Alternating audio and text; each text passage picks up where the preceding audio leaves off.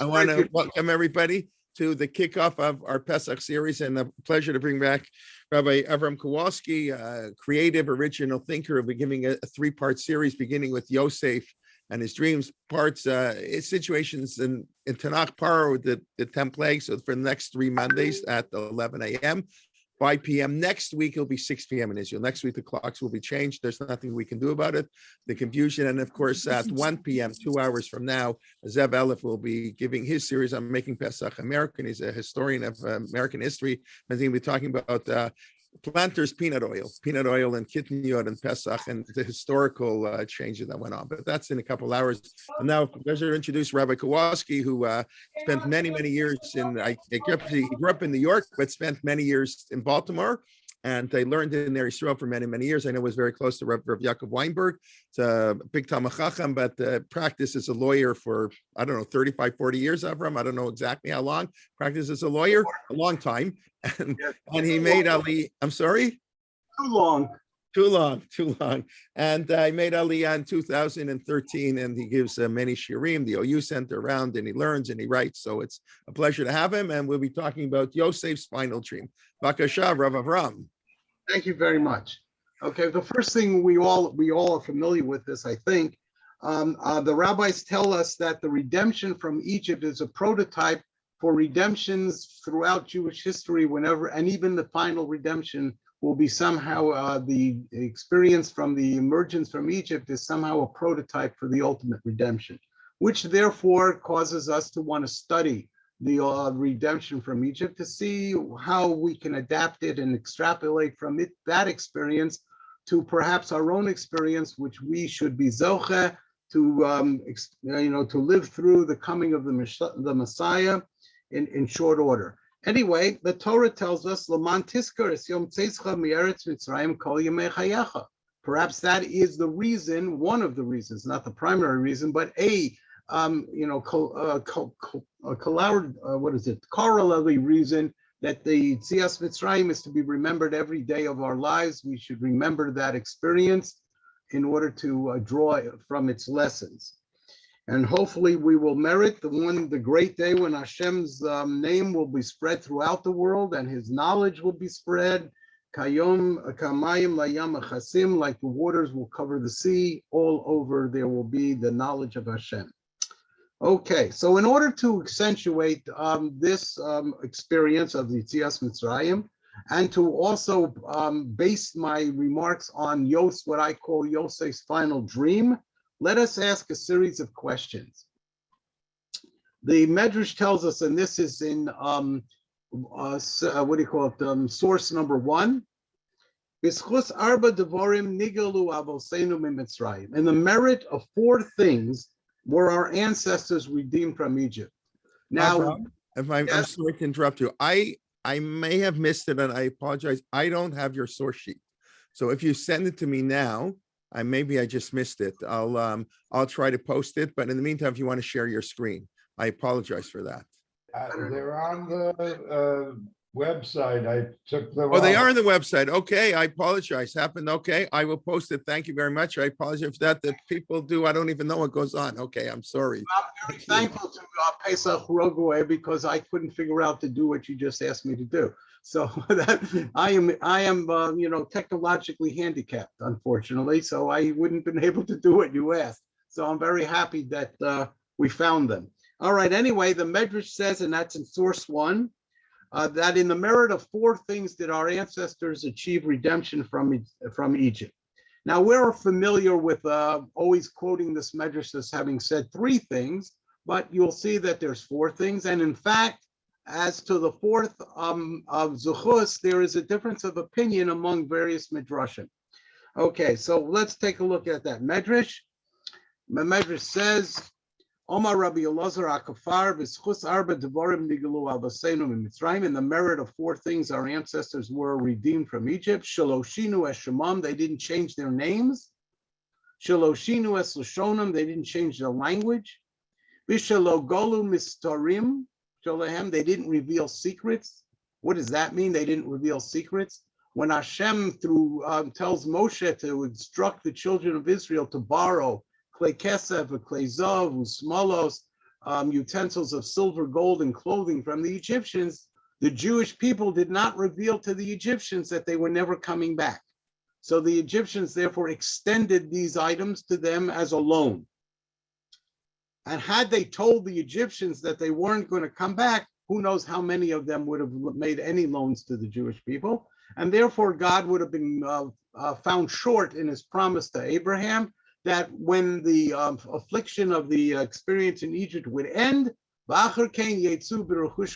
would go out with a great, with wealth. How would God fulfill that? He wanted them to borrow these utensils, and if they weren't able to borrow them because they told the Egyptians they weren't coming back, God would have fallen short on that promise. So therefore, this is one of the things that warranted a merit. The differences of opinion is that this thing of Shelo Golu Nistaroso, that they didn't reveal secrets, some say that the Medrash says Shelo Shinu Es Malbusham. They didn't change their manner of clothing. And that's the merit.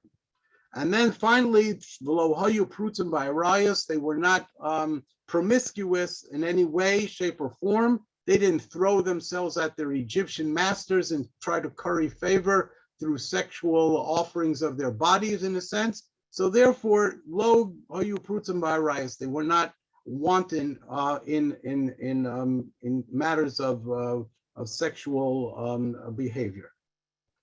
Now, we need to examine this medrash. Let's start.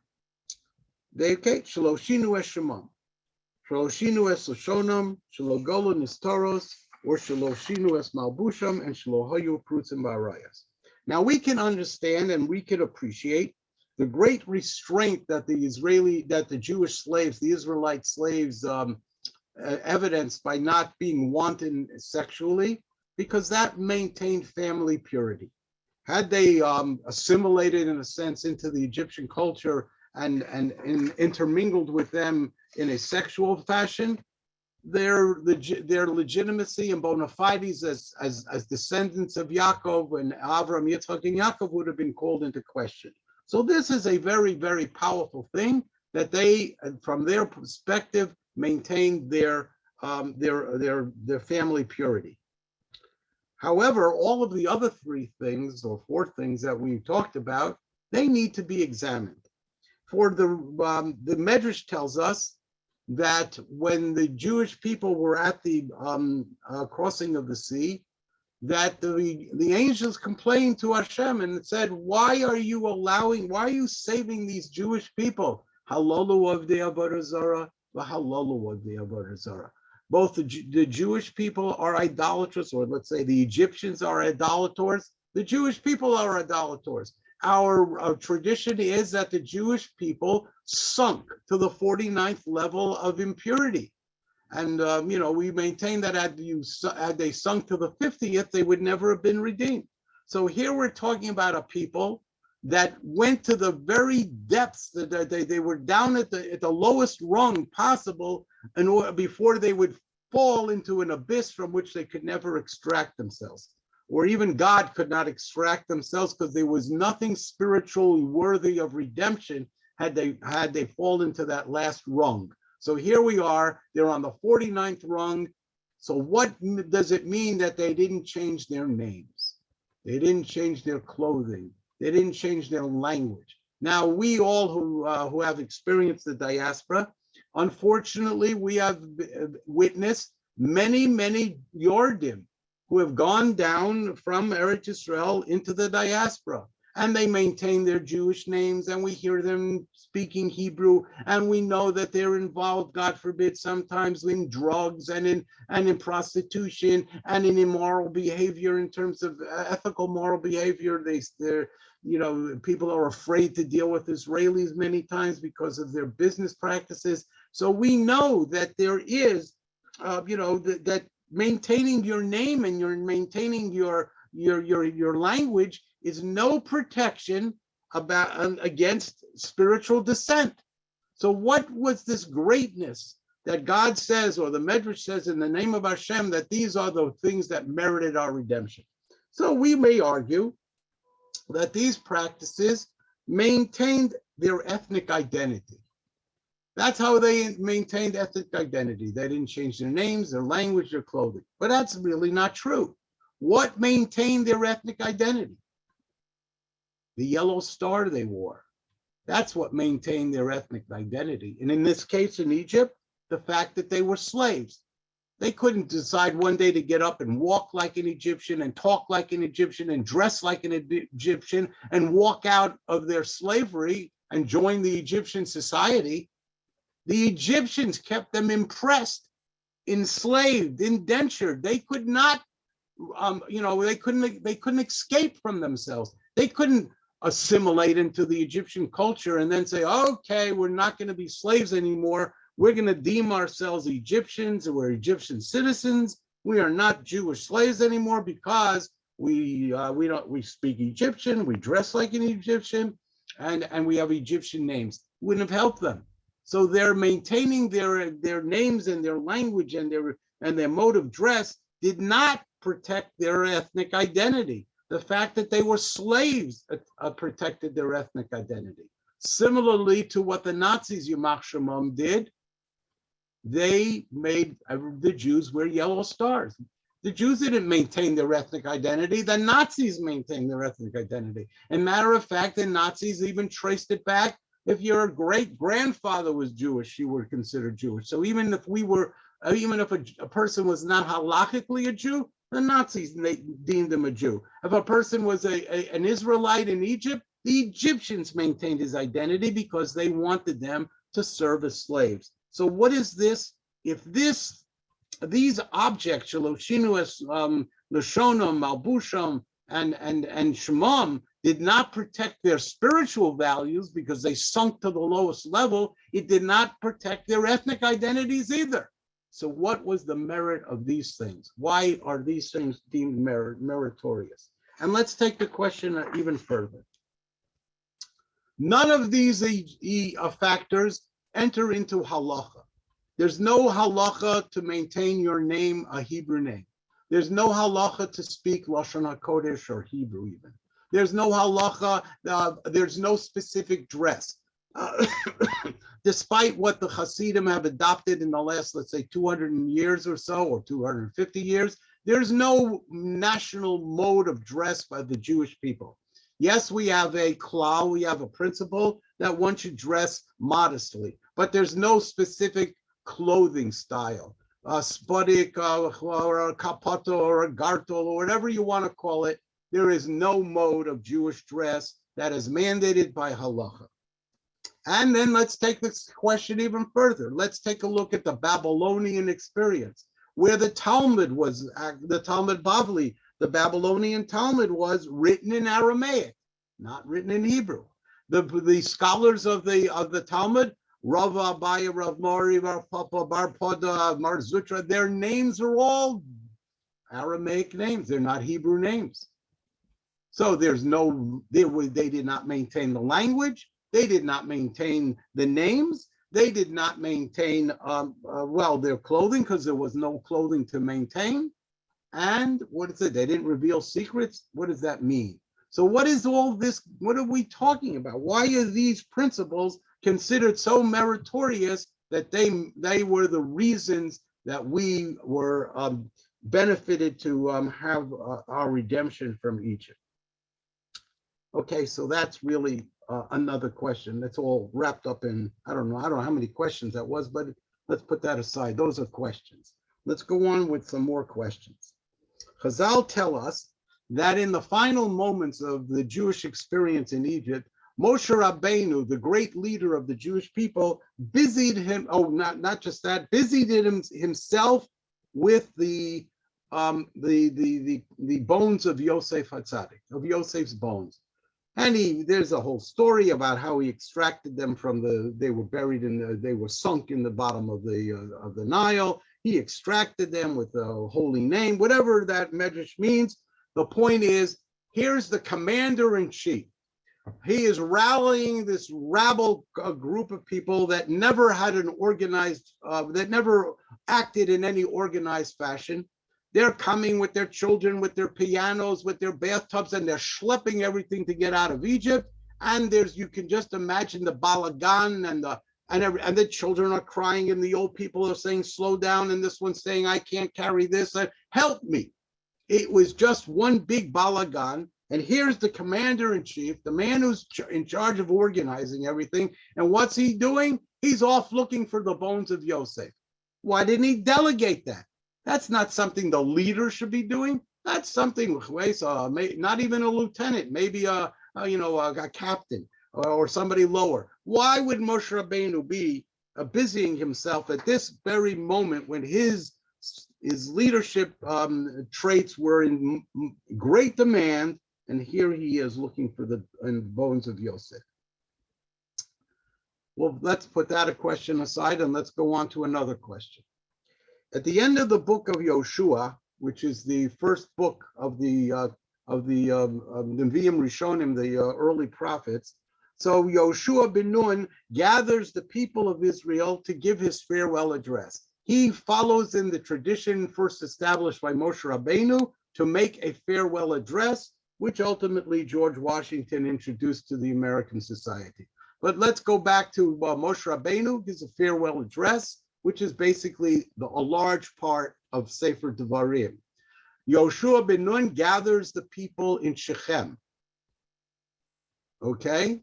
He gathers the people in Shechem to give his farewell address. Now, who established the Mishkan in Shiloh?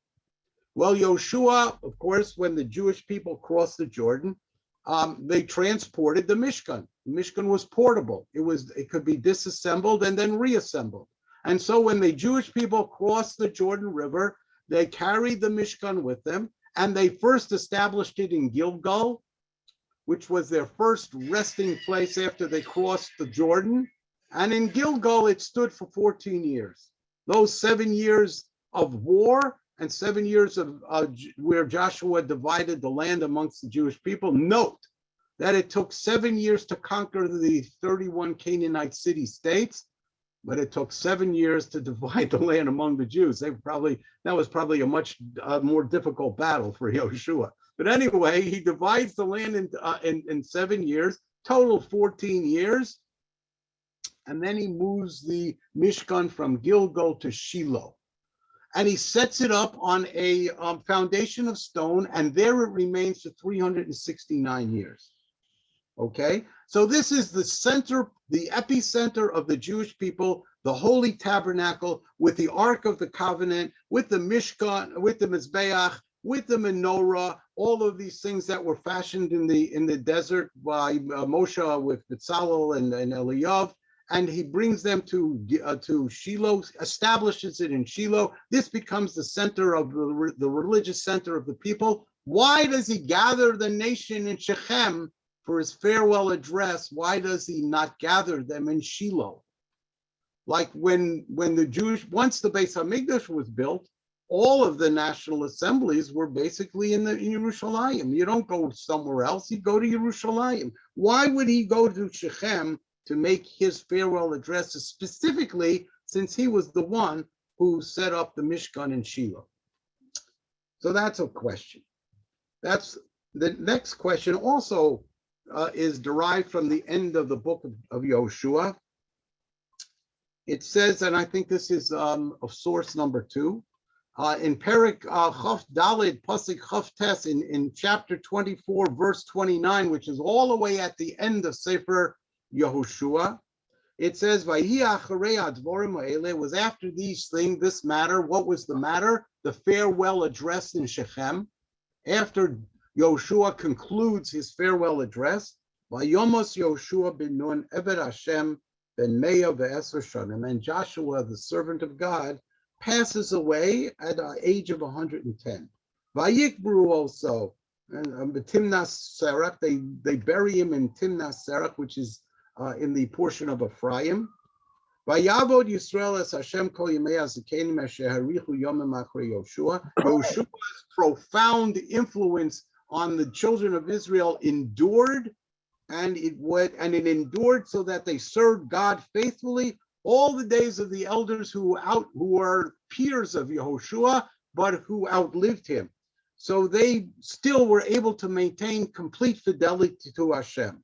And then all of a sudden it tells us v'es atzmos Yosef, and the bones of Yosef, asher helu b'nei Yisrael miMitzrayim kovru b'Shechem. The bones of Yosef that were brought up from the Jewish people brought up with them from Egypt, they interred them, they buried him in Shechem. Now, this is 28 years after Joshua crossed the Jordan, carrying the bones of Yosef. Do you mean to tell me that they did not bury Yosef for 28 years? They left him lying around in a coffin or whatever for 28 years? No. Of course they buried him much, much earlier. So what is this sentence, which is basically the concluding sentences of the book of Joshua, telling us that they buried Yosef 28 years after they crossed the Jordan? It makes no sense. So that's the next question. Okay, let's put that question aside.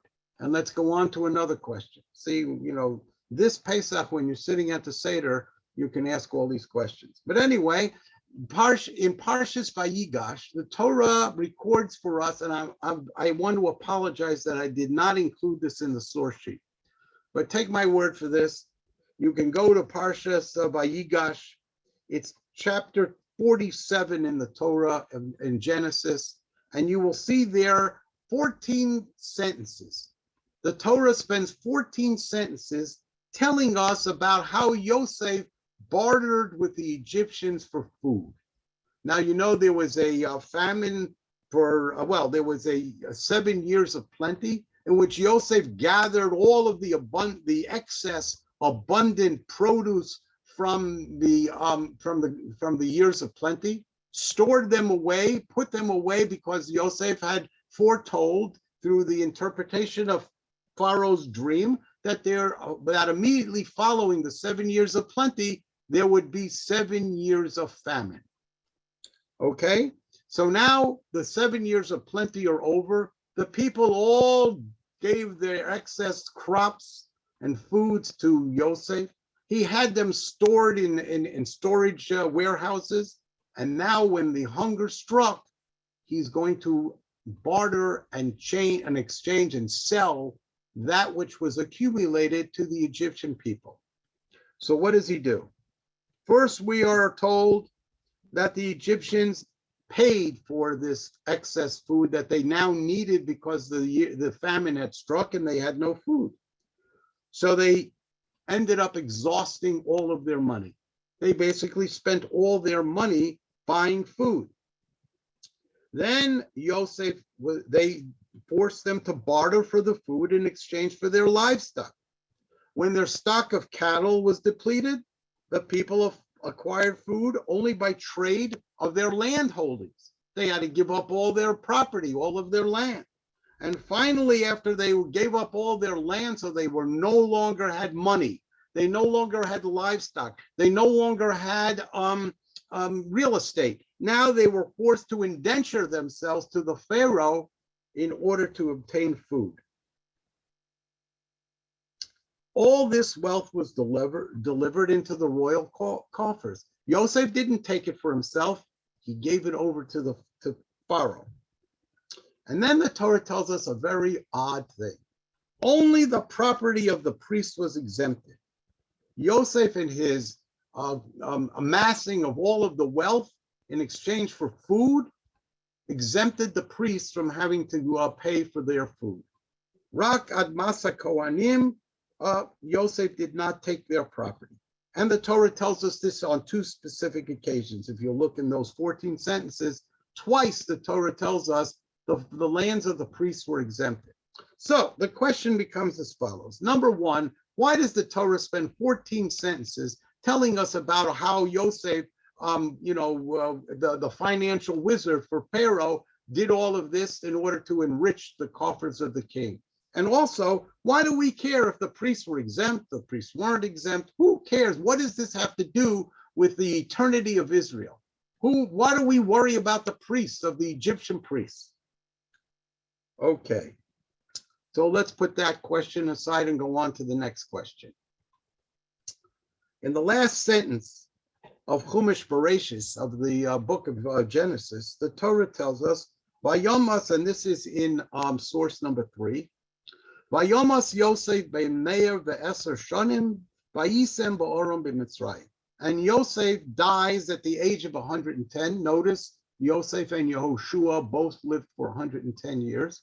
And he dies at the age of 110, and he was placed in a coffin. We know that he was embalmed, but he was also placed in a coffin in Egypt.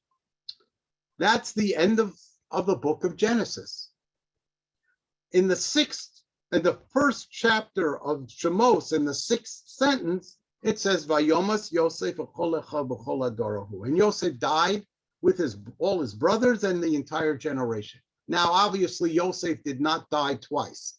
He didn't die once in the book of Genesis and then somehow get resurrected and die again in the book of Shemos. He died once. But the Torah is telling us in 2 separate books that Yosef died. Now, this is not just that the Torah repeats itself, because sometimes the Torah may have some repetition. We would have to try to examine what the reason is, but let's just look at it even from a more profound vantage point. The book of Bereshis is the book of the patriarchal figures of civilization.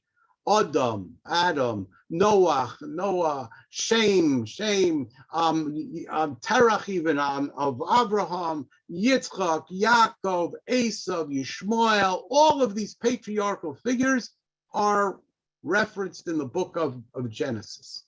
Zeh Sefer told us Adam. This is the book of the history of mankind, of civilization. These are the patriarchal figures of civilization. I don't mean to diminish the matriarchal persons. It tells us about Sarah and about Rivka and about Leah and about Rachel.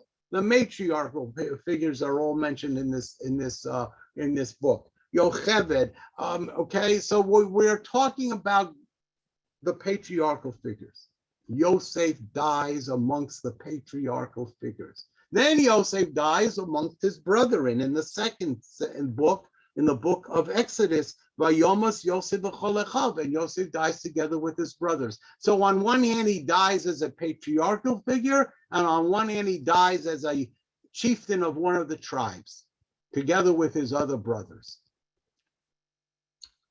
So what is going on? All of these questions, how do we address them? Let's try to weave an answer that will tie this all together. So let's begin. So the first thing we've already sort of mentioned and hinted at, but let's accentuate it now. Yosef is a transitional figure. Yosef is a quasi-father and a quasi-chieftain of a tribe. He serves in 2 capacities. For after all, Yosef is the only one of the 12 sons who himself spawns 2 sons who become or are elevated to the status of tribes. Ephraim u'Menashe Reuven v'Shimon Yuli, says Yaakov Avinu. I'm elevating Ephraim and Menashe to the status of Reuven and Shimon. Just like Reuven and Shimon are from the 12 tribes, so too are Ephraim and Menashe. How does that work out? Levi drops out from the count because he doesn't get a portion in the land. He serves God either in the tabernacle, the Mishkan, or ultimately in the Beis Hamikdash, or ultimately as a teacher among the 42 cities of the Levites. He does not get a portion in the land, and the tribe of Levi is dedicated to the service of Hashem. And therefore, they are not counted as a tribe when the 12 tribes are counted in many things. In their formation in the desert, Levi, the tribe of Levi, surrounds the Mishkan. It doesn't march in formation like the other 12 tribes. Ephraim and Menashe are listed in Bamidbar as in formation as one of the 12 tribes. So therefore, Yosef is a father-like figure because he spawns 2 tribes. Just like Yaakov spawned 12, Yosef spawned 2. That makes him a father figure. And then again, of course, he's also on the Choshen, on the breastplate that Aaron HaKohen wore. Yosef's name appears, not Ephraim and Menashe. Yosef's name appears because then on the breastplate of the Kohen, he's considered a father of a tribe. So on one hand, he's patriarchal. On the other hand, he's tribal. But so how do we understand Yosef being a patriarchal figure. So we already mentioned that he's formed 2 tribes, but that's not enough, because that would invest or inject Yosef's, let's call it spiritual DNA, into 2 tribes. But that doesn't make him a father of the nation. That makes him a father of 2 tribes. What does he inject into the nation that he gets this quasi-patriarchal status? What was his contribution to Am Yisrael, to Klal Yisrael, that merits him to be considered a father in Israel and dying amongst the patriarchs? So we all know that we in our tradition view Yosef as the father of the Jewish diaspora. He was the first to, so to speak, Jew, let's call him an Israelite, to be separated from the family, to go down into the diaspora, to live alone for many years, all by himself with his, I guess, with his family, but basically cut off from the Jewish people, cut off from the land of Israel, Canaan, living amongst the Gentiles, flourishing amongst the Gentiles, and yet maintaining his deep-rooted sense of belief in one God and whatever, and bris milah and other things that were patriarchal in observance. He's considered the father of the Golos, of the diaspora. Now, and of course, that is a very, very, very important factor that he injects into our people, the ability to survive when we're surrounded by a foreign culture, where we're surrounded by people that are pagan and idolatrous in those days, and that just the mere fact that he survived was something that he injected into the Jewish people. But how did he do this? How does it transfer from Yosef into the Jewish people? So if you take a look again, and this is in source number 4. In source number 4, we see that Yosef invoked a solemn oath.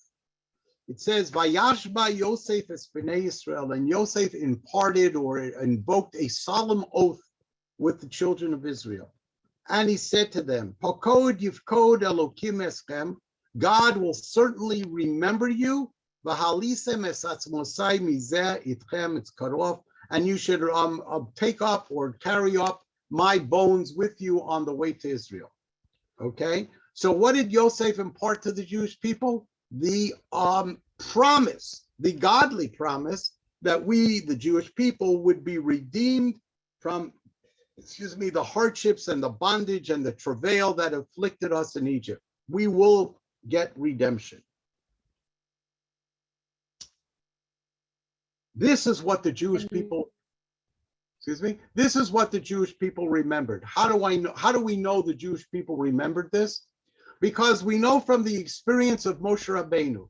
Moshe Rabbanu grew up in the house of Paro. He was adopted by the princess and saved by the princess. And therefore she merited to call him Moshe, which is the name the Torah, it stuck with him even in the Torah. His parents gave him different names. The Medrash has a whole suggestion of names that his parents gave him, but those names faded into oblivion, and the name Moshe stuck with Moses, with Moshe Rabbanu. By the way, there's a very interesting netziv that says, what does Moshe mean? Moshe does not mean ki min hamayim ishisihu, that I drew him out of the water, because if the princess went around in the palace and kept telling everybody, oh, I drew him out of the water and therefore I called him Moses, they would have killed him, because they would have figured he was a Jewish baby, and Paro gave a decree, every Jewish baby to be drowned. So they would have taken him and drowned him. So she didn't call him Moshe, meaning I drew him out of the water. Says the netziv that in ancient Egyptian, some Sephardi Chacham told him that Moshe means Moses, or Mose means my son. She called him my son. In fact, Umberto Cassuto preceded the netziv, or maybe he was a contemporary of the netziv, and he says the same thing. That Moshe does not mean I drew him out of the water, but Moshe means my son. Anyway, Moshe grew up in the palace of Paro. It says in the pasuk, "Vayigdal Moshe vayetze elecha," and Moshe grew up or matured, and he went out to see the plight of his brethren. Now, how old was he when he was matured? Vayigdal. So we have two standards in the Torah of maturity. One is 13, one is 20. Okay, we can either assume that Moshe was 13 when he first went out to see, to discover the plight of his people, or he was 20. Let's assume, for argument's sake, that he was 20. Okay, why will I assume that? Because it'll play into the next point. When does he come back? He's 80 years old when he walks out of the desert and returns to Egypt. He's forced to run away the second day, after the second day of identifying as a Jew. The first day he strikes dead the Egyptian who was beating a Jew. The next day he tries to break up a fight amongst two Jews who then say to him, "Are you going to kill us like you killed the Egyptian?" And he goes, "Oh my goodness, I was spotted, I was observed when I struck the Egyptian," and he ran for his life. So he's 20 when he leaves Egypt, running for his life. He comes back, he's 80. He's gone for 60 years. He walks out of the desert and he says, "I'm the Redeemer." People look at him and say, are you for real? What do you mean you're the Redeemer? Where have you been for 60 years? Who are you? What are you? Who sent you here? In other words, what did he do to affirm their belief in his mission? He said, "Pakod yivkod Elokim eschem." If you take a look in Shemos, you will see that Moshe Rabbanu invokes that formula when he comes to identify himself to the Jewish people. That promise or that oath that Yosef imparted to the Jewish people was what they remembered. That's what gave Moshe his legitimacy, at least his initial legitimacy. And that's why they believed in him right away, because they remembered that oath that Yosef imparted to them. So when we ask a question, what did Yosef impart to the Jewish nation as opposed to just two tribes? He imparted the hope, the promise of redemption. That hope and promise of redemption is what enabled the Jewish people to survive the gruesome ordeal of the horrific bondage that they were subjected to under the Egyptian overlords and masters. Without that, they would have been crushed. That's what happens when you have no faith, when you have not only religious faith, but when you have no faith in the future. If you don't have any dream that you hope is going to become a reality, and you are facing a terrible, crushing experience, you do not survive. You get destroyed emotionally, if not mentally. And then you cannot resurrect yourself from that terrible abyss that you fall into. And that's what Yosef imparted to the Jewish people: the trust and the faith and the hope of redemption. And therefore, he is a father figure. This was a strong belief formula that he injected into our people. And the truth of the matter is, that's why he's the father of the diaspora, because this too sustained us. All those 2,000 approximately years that we were in the exile, until this, last two generations that we had the great merit to return to the promised land. What sustained our people for 1,900 years, 1,900 plus years? The faith. Animamim be'amuna shalema. We believed with true faith that we were going to be redeemed, that the long exile would come to an end, that the Messiah would come, and if not the Messiah himself, that we would begin to hear and feel the footsteps of the Messiah when God turns his face back to our people and led us into our redemption and the establishment of the state of Israel. This is what gave us the strength, this belief that it would happen. And therefore we survived the long Gullus. And that's what Yosef gave to our people. Now, how did he give this to our people? They forgot Bris Milah. They forgot even that we have one God and the belief in one God. They forgot all these things. They sunk to the terrible levels of depravity of the Egyptian people with their belief in pagan beliefs. What gave them the ability to remember the promise of Yosef? Shelo shinu es shamam Shaloshinu es Lashonam, Shaloshinu es Malbusham. Why didn't they change their names? Well, we're going home. We're only here temporarily. If we're only here temporarily, we have to maintain our original names, our original language, our religion, our original methodology of dress, whatever that may have been.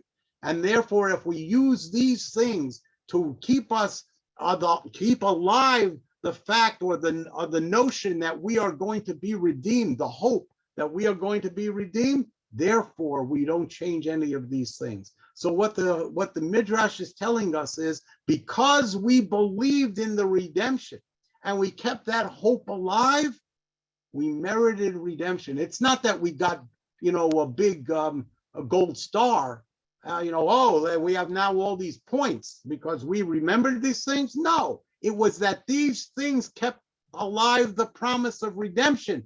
That promise sustained us. That promise is what led to our redemption. Had we not protected that promise, that oath, had we not protected it, had we not maintained it, we would have been assimilated and lost in oblivion, sunk into the Egyptian morass from which we never would have been redeemed. So now we begin to understand these things led to the protection of the promise. Now, how did they know? We asked the question, how did they know to adopt these things? Where did they get this from? So I'm going to tell you, in my opinion, they modeled these things after Yosef himself. So let's take each one of these things. Let's take Shaloshinu es Shemam. They didn't change their names.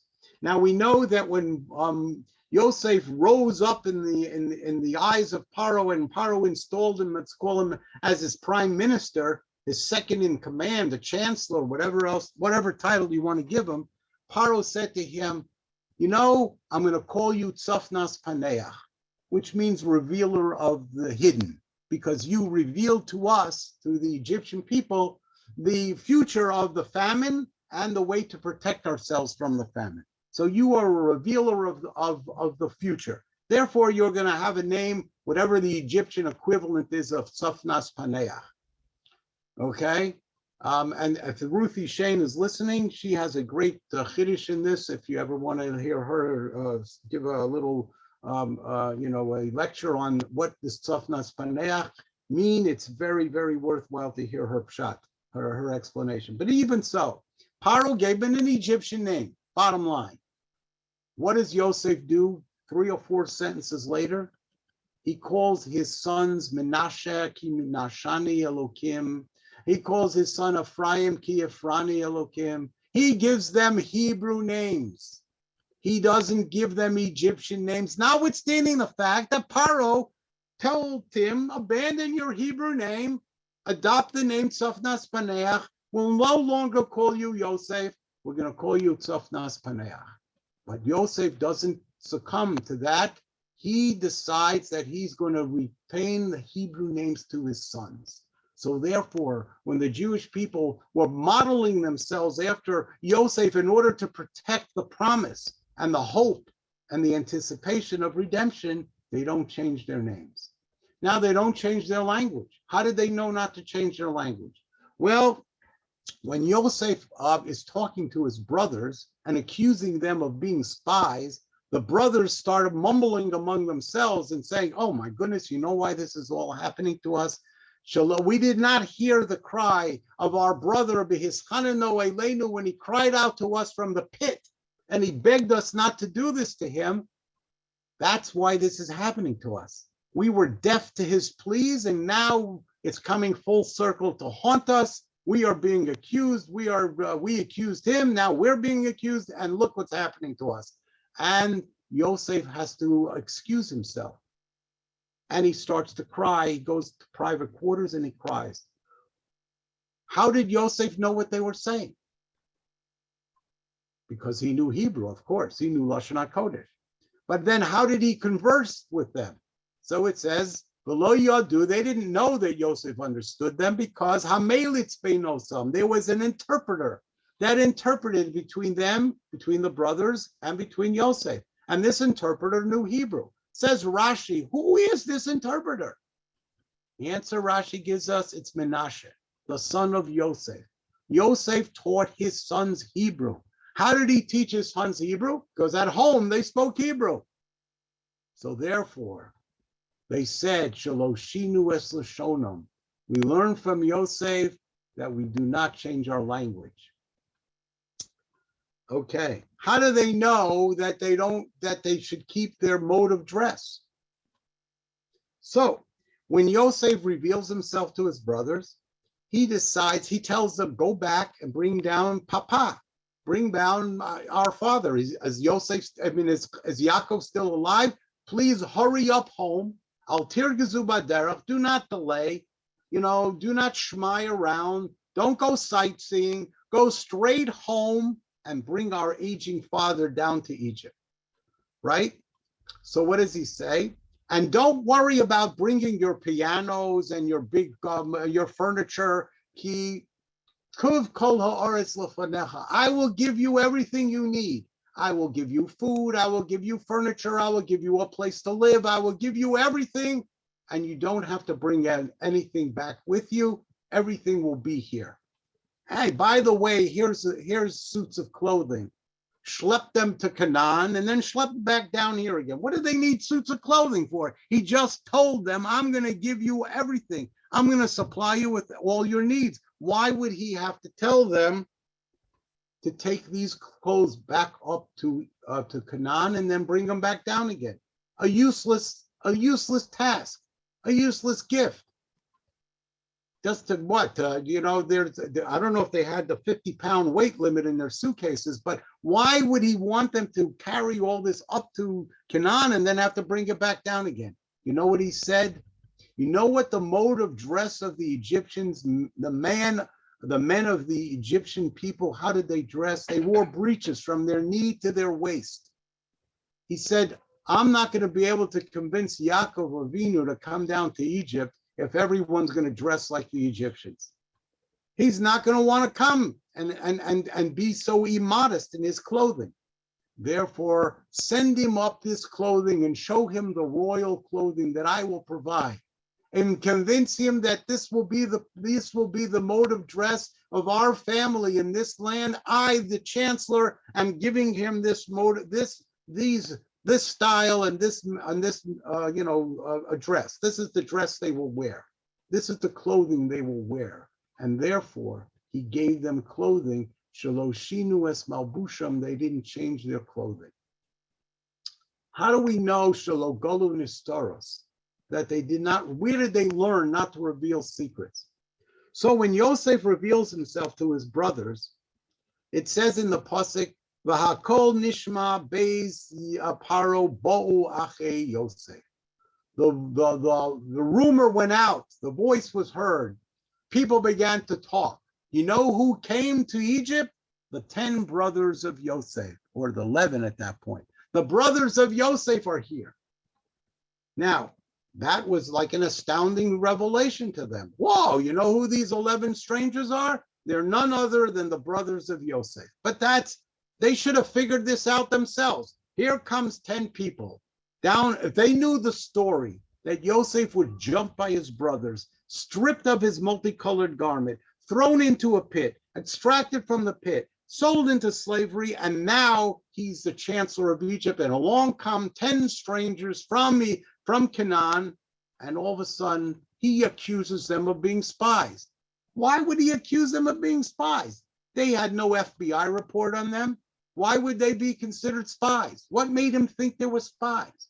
And his security chief must have said to him, we have no evidence of them being spies. Why do you say they're spies? They're spies, he tells them. Then he says, you know what? Take the money that they paid for their produce and put it back in their saddlebags. What is it with this man? His staff must have been saying, what is he doing? Putting the money back. From us, he took everything. From these 10 strangers, he's giving them back their money? What's going on here? Okay. Next time they come down, they want to bring the money back. So what does the Paro say? No, that's not the money that you paid me. I don't know where that money came from. God gave you that money. They're saying, what is he talking about? He instructed us to put the money back there. Then he says, take my goblet, and put it in and take all the money that they paid for their second time down for all the food, put that all in their saddlebags, and take my goblet and put it in the saddlebag of the youngest son, the youngest brother. Now they're going to say to themselves, what in the world is he doing? Then he goes out and accuses them of stealing it. Why is he framing them? What's he doing with these people? Why is he tormenting them? If they knew the story that Yosef's brothers sold him into slavery, they would have said, we know what he's doing. He's taking revenge on his brothers. He's going to suck it to them because of what they did to him. But they didn't know. And that's why they were bewildered. And that's why they were in shock when they said, Ba'akol nishma beis Yosef bo achi Yosef. The word got out that these are Yosef's brothers. They would have easily figured this out by themselves if Yosef had told them the story.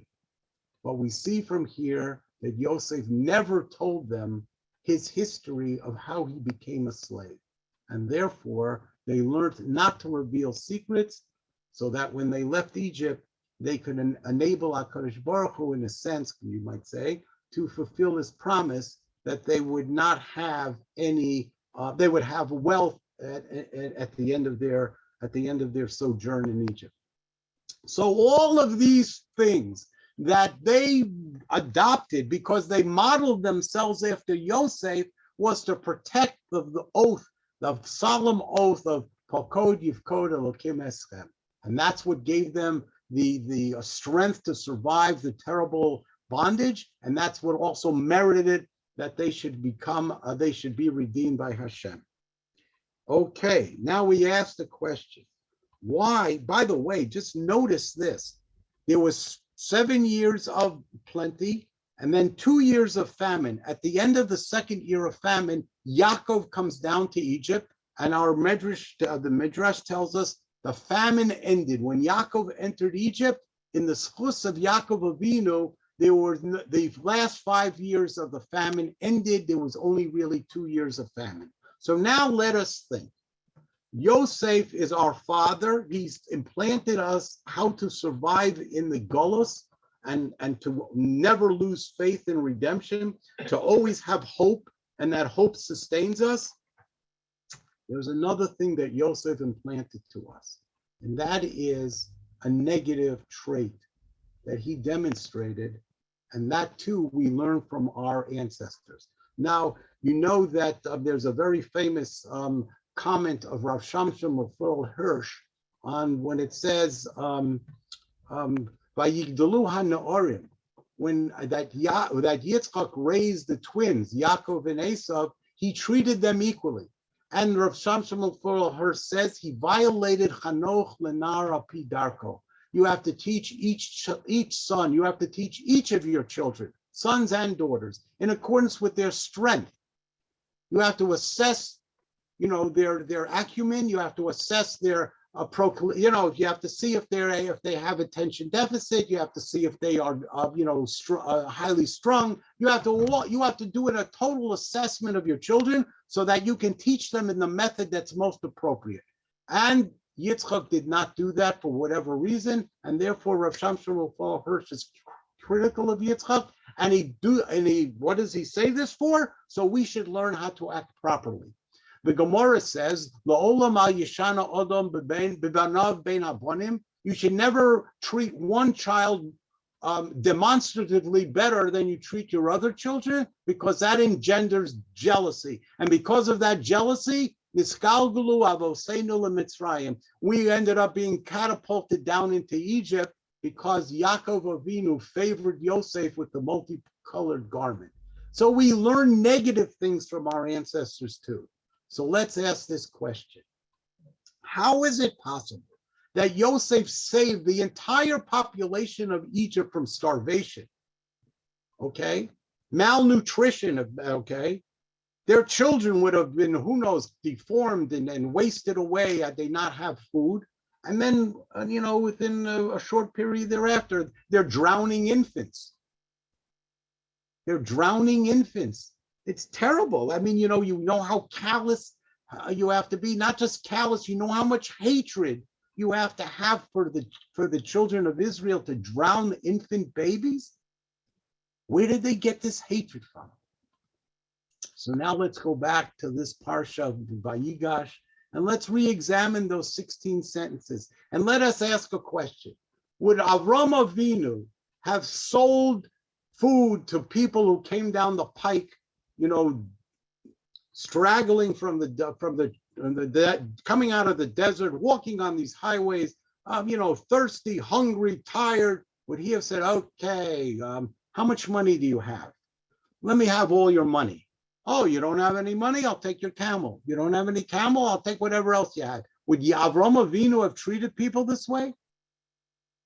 What is Yosef doing? In 2 years, he stripped these people of everything they held valuable. Their money, their livestock, their land, their persons. And he did it with must have been exorbitant prices. And don't forget, where did he get the food from? He took it from them. They grew the food. They had this abundant food. He collects it from them, and then he sells it back to them at this exorbitant prices. Says the Torah, learn from what Yaakov Avinu did, and that will teach you an understanding of what Yosef did. Learn what from Yosef did, how he mistreated the people, how he did it all in the name of the Pharaoh. What happened to the Jews in the Middle Ages? We served the feudal lords. We were the tax collectors. The historian Gretz writes, how did the Chelmeniki massacre come about? Because the Jews were the tax collectors against the Ukrainians. In those days, they forced them to pay the exorbitant taxes of the Polish feudal lords. They served the feudal lords, and what happens? The populace turns on us. And that's a lesson that we didn't learn. A bitter lesson that we did not learn throughout Jewish history. And the Torah was warning us about this. And that's why it's been 14 sentences telling us about what Yosef did.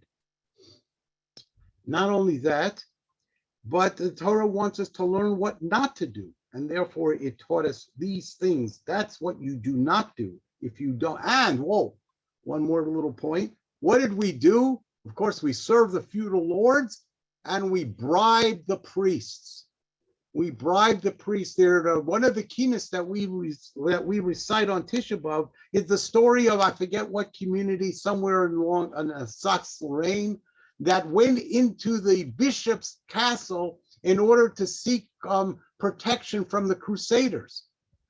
Why did they go to the bishop's castle? Because they had been bribing him, but he sold them out.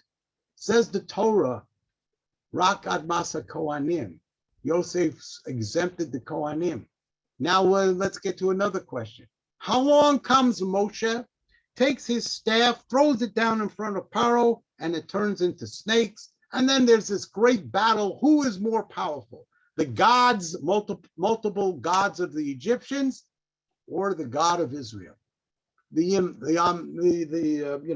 invisible, incorporeal God of Israel versus the gods of Egypt. Ra, chief god, other gods that they had, Baal Zephon, whatever, they had these gods. Who would you think Paro would bandy out to engage Moshe Rabbanu in this ideological battle of the God of Israel versus the gods of the Egyptians? You would think he would produce his priests, the priests that were exempt from paying taxes. These are the upper class of Egyptian society. They still had their wealth. They still were free. Why doesn't he bandy out his priests? This is a spiritual ideological battle. The answer is the people hated the priests because the priests were exempt from Yosef's decrees. So there was a resentment to the priests. You want to challenge the Israelites and the God of Israel? You don't produce your priests. The people resented the priests just like they resented and hated the Jews, the Israelites, because the Israelites stripped them of their dignity, stripped them of their property, took everything away from them, although it was only one person. We know that from anti-Semitic reactions all throughout history. 1 or 2 or 5 or 10 or whatever it is, Jews hurt them and they turn on the entire people. That's what happened in Egypt. They turned on us because of Yosef's stripping them of their dignity, reducing them to slavery. and therefore they turned on the Jews. And don't rely, says the Torah, on the priests. They will not be there to help you. And the feudal lords will not be able to help you when the populace turns against you. Do not demean and harm the populace in pursuit of currying favor from the feudal lords, from Paro. And that's the story of Yosef's final lesson to the Jewish people. So while his final dream was of redemption, and why he embodied into the body politic of Israel the hope and trust of redemption, he also tried to warn us against the egregious behavior that our people unfortunately did not learn that lesson in the Middle Ages in Jewish history. Thank you for listening. Thank you very much. Thank you always for your original idea. I mean, okay. I don't know if you quickly want to take a look at the questions in the chat box. Yeah, let's. Okay, yeah. Show me the questions in the chat box. Here, I'll if you want, I can read them to you if that's easier for you. I don't know how to. Okay, Bones of Joseph represents promises made to prior generations. Why Moshe? That's why Moshe directed his attention to Yosef, because of Yosef, he could walk out of the desert after 60 years and claim to be the Redeemer and get the faith and trust of the people. Okay, Shem, of course, again the connection to Yosef. That's right. Yosef, and that's why the bones of Yosef are mentioned at the end. So we should know that Joshua assembled the people in Shechem because he did not finish the job of ridding the countryside of the Canaanite nations. There remained pockets of Canaanites all the way to the building of this temple, almost 500 years later. And that's what Yahushua wanted to teach us. Remember, you're going to live amongst idolatrous pagans. Do not learn from them. And therefore, he assembled them in Shechem, and therefore it mentions the interment of Yosef's bones to make sure we understand why he took them to Shechem. Okay. Ruth saying Kavru. Yeah, Shama Kavru means they had already buried him. But it's first mentioned. I don't know if Kavru always means that, but I'm not a Hebrew grammarian to know. Maybe but I just tell you, it could be past tense, but it's telling you that what happened in the past. It's not. It's first telling you in the last sentences of the book of Yoshua. For sure, he was buried earlier. Okay, would the Egyptians, an interesting question, would the Egyptians have allowed the Jews to use Egyptians' name or even dress? It would have been, because that's what you were saying, they forced them. It was the Egyptians who maintained their Jewish identity, not us, okay? When did Hebrew develop? Okay, that's, I think, beyond our little class now, right? Speaking Hebrew. It was the original language, but let's not get into it. The word was correct. That's what I said. Not for now. Basara Mamarot Nivra Olam. That's we assume that's in Hebrew. Okay. I mean, by what you're saying, you're giving a critique of Yosef at the end. It's the same thing. He gave Paro all the power in the world. I mean, that's how Paro could easily do it because he concentrated. That's why I heard. That's why Paro loved Yosef's interpretation of the dream. It gave Paro. I see somebody asking that the Egyptian priests were a privileged case long before Yosef came along. True. But what is the Torah telling us that they were exempted from this bartering system? What do we care? Don't mention the priests. That they were, they weren't. It makes no difference. It's to tell us that we cannot rely on the church, on the religious figures to save us when push comes to shove. When things are deep, when we're in deep trouble with the populace, the priests and the church will never come to our aid, and that's why the Torah mentions it. Of course, that's. Yeah. Okay. I'm sorry. Yeah, I'm just saying that's a powerful message, of course, for religious leaders should never, take advantage of situations that other people don't get. By the way, it is interesting. North law, I don't know what it is in Europe, but in Canada, the United States, rabbis can claim, parsonage and all those things. I don't know if that creates any resentment. I don't know if people know that, but that's sort of a cute example of, I know cute may be the wrong word, but that's a simple example. There are serious examples. Yeah, Yosef at Tzaddik, but ain't Tzaddik bar to Shelo Yechta. If I can. Okay, well, listen, Yitzchak was a tzaddik too, by Yidul HaNaorim. Yaakov was a tzaddik too, and he was Meshana B'Banav Meirabonim. We're not talking about Rishoyim, we're talking about tzaddikim, but they can make a mistake sometimes in a policy. And we're not talking that mistake. We're not talking about, oh, we didn't keep Shabbos, or we didn't eat kosher. We're talking about practical lessons for life that he made a mistake in. Moshe made mistakes. Everybody makes mistakes. At least that's at least in our world, I think we admit those things. That really is one of the differences between how our world, what I'll say, I think people here read Tanakh, and how other Jews read the Tanakh, where they will never ascribe any mistakes. And I'll just, well, then, as Rav Lichtenstein said, Rav Lichtenstein, I remember he told us when I was in a shir, if you read the Chumash like that Avram and Yitzchak never made mistakes and everything, then we can't relate to them. Why am I reading their stories? They weren't human beings. They were great human beings, and they made mistakes. And some of those mistakes had terrible consequences. The great people make mistakes. The stakes are very high. Anyways, Avram, wonderful as always. We look forward to next week. Next Monday in about 54 minutes. Isabella will be talking on peanut oil. I guess the pestle peanut. What can I tell you? Who cares about Yosef? I want to eat. What was the fight?